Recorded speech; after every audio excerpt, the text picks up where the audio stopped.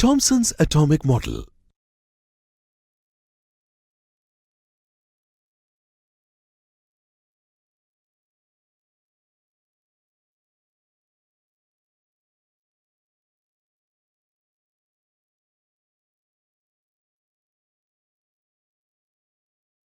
Observations made from experiments suggested that Dalton's indivisible atom is composed of subatomic particles carrying positive and negative charges.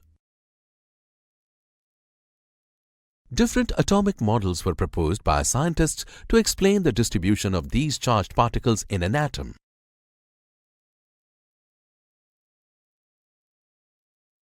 By now, we know that atom is made up of subatomic particles, that is, electrons, protons, and neutrons. Have you ever thought how these particles are arranged inside the atom? To explain this, different scientists have come out with different atomic models. The very first attempt was made by J.J. Thomson in the year 1898. According to this model, an atom was made up of positively charged substances in the form of a sphere. Negatively charged electrons were embedded in it.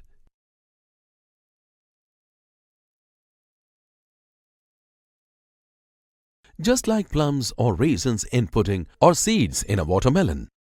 Hence, this model of atom is also called as plum pudding model or raisin pudding model or watermelon model. Although this model could successfully explain the overall neutrality of an atom, it could not explain how the positively charged particles were shielded from the negatively charged particles without getting neutralized. Hence, this model of the atom was discarded.